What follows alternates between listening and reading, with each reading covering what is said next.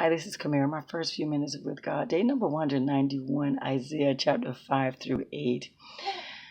A song about his vineyard. Vineyard was rich, it was fertile, well taken care of by the Lord of the vineyard. It was given everything to become very fruitful and produce sweet grapes. What happened was he was very disappointed when the harvest produced bitter grapes. And so he's like, what more could I have done for this vineyard? So what he decides to do is tear down this hedge of protection from around the vineyard to allow animals to trample it. We learn that the people of Israel and Judah, they are the Lord's vineyard, and he expected them to produce a crop of justice and righteousness, but instead he hears cries of violence. And so we learn that God will, or Israel will become a unproductive, desolate place. The people, they spend a long hours into the night partying, never think about God or notice what he is doing. So they will go into exile in a faraway place because they don't know God. And humanity will be destroyed and brought down. The Lord of heaven armies will be exalted. His holiness will be displayed by his justice and his righteousness. And he tells us sorrow awaits those who love to do wickedness and sinful deeds. So get this, how about Isaiah? He has this divine experience with the Lord. I don't blame Isaiah. I would have been freaked out too. He sees the Lord sitting on this throne. Parts of his body is covered by seraphims, by angels, and they're flying, right? And so they started singing, Holy, holy is the Lord God Almighty. The whole earth is filled with his glory. And so the temple begins to shake all the way down to its foundation, and the entire building was filled with smoke. So Isaiah was like, it is over. I am dead. It's like he was basically saying, I am a dead man because no one where can I see this and live.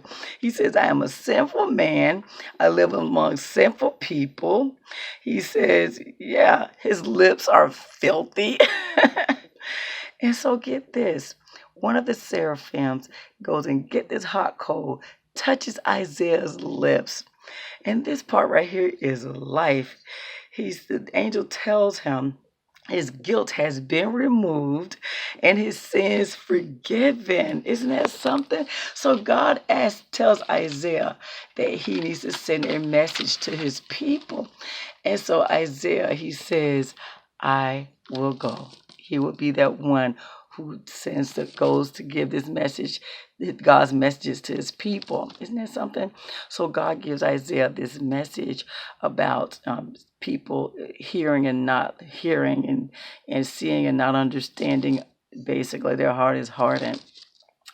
And so Isaiah said, well, how long, Lord, will I have to do this? And the Lord basically tells him in a nutshell, until the land is desolate and destroyed. If you go through everything, until the land is desolate and destroyed. So fast forward, how about King Ahaz of Judah? And the people of Judah has a terrible situation. Syria and Israel, they set out to attack Jerusalem. So you have Judah and the king. They're terrified. The people of Judah and the king are terrified. So our good God sends Isaiah to tell King Ahaz, you can stop worrying. This battle will never happen. And he tells him, in a nutshell, what he actually says this, unless your faith is firm, I cannot make you stand firm. Those are rich, deep words. Yeah, so the Lord tells Ahaz to ask for a sign. And Ahaz, of course, he wouldn't do it. God is like, oh my God, must you exhaust the Lord's patience. So the Lord gives him a sign anyway, and he goes on to tell him about a virgin who will conceive a child. She will call him Emmanuel, for God is, which means God is with us. He goes on to tell him some other things that will happen. Isn't that something? So in another situation, how about the Lord tells Isaiah to make this writing board, and he tells him to write down this name. It's a name that I can't really pronounce. Meher Shalal Hashbaz. And then so Isaiah, his wife, conceives a child, and Isaiah is told to name the child that name.